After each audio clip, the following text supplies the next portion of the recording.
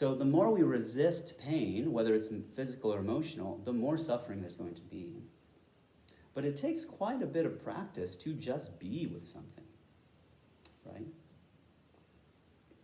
So he calls this up here, I'll read it in a second if you can't see it, he calls this his working definition or his operational definition of mindfulness. He's been saying this for decades because he wants it to flow and he wants it to be changeable for people. He doesn't want to just fix it and concretize it into this thing. So he says that that mindfulness is paying attention in the present moment on purpose, non-judgmentally. Was that all? Okay. So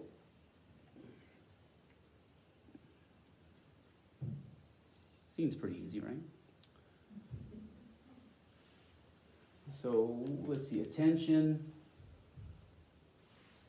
Attention, it can be thought of as a muscle. You get better at. Sometimes I tell my second graders, they say, in pleading, please pay attention to me. Like the most important thing you'll ever have is your attention. So take care of it. So you can't do anything else. You won't know the storm of thoughts in your mind if you can't pay attention to it, And it's something that, some people are like, I can't meditate, I'm so ADD, I just can't, I don't know, I don't know, maybe that's true for them, they really can't do it, I don't know. But it's something that you can get better at, that's for sure, that anybody can get better at. And everybody has the capacity to build those skills. Whether it's through these mindfulness practices I'll teach you, or whether it's through some other kind of contemplative exercise. I've worked as a learning specialist with kids with metronomes and just plugging away for minutes and minutes on a metronome, focusing and helping them concentrate and developing that skill of attention. But just paying attention isn't mindfulness. There has to be some intentionality behind it. And there also has to be an awareness of what you're paying attention to. So I said earlier that it has to be an awareness of the present moment. And I'm assuming you're all here because you're bought into the idea that it's good to be in the present moment. And it's a fair question to ask what's so important about the present moment. And I can go at length on that, but I don't think we have to think that, that for that long to realize or to understand that gosh, all this anxiety I'm feeling, all this worry, it's all paired with thinking about the future. I don't know if anxiety can survive in the present moment. Right? All this depression, this sadness, I'm all thinking about the past. It seems to be paired with the past, or rumination, guilt, shame. Right? And it's not that reflection is bad. Of course that's important. It's not that planning and futurizing in some way isn't good and has its place. But it's good to know that you're planning.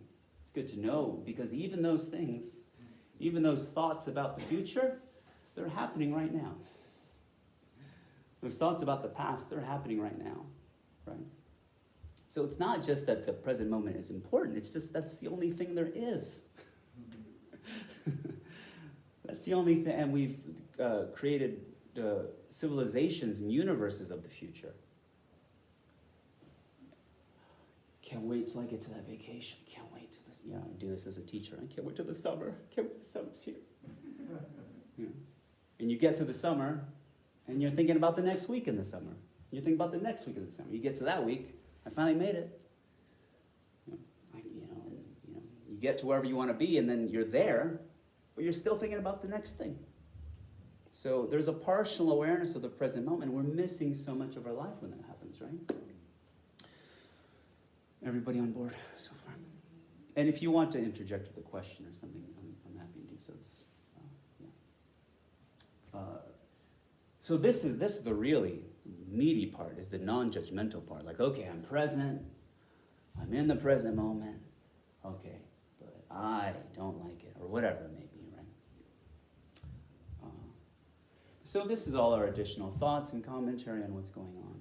I don't really like the word non-judgment so much. Non-judgment is kind of the negative side of acceptance. Now, it's not so much acceptance to the point of becoming a doormat. Like, oh, here's a bus coming towards me. I'll just accept the moment as it is. This is not to refute intelligence, right? Or common sense, or our inherent intelligence, for sure. But there's a phenomenon that happens when we accept the situation. There's more space for growth and development to happen.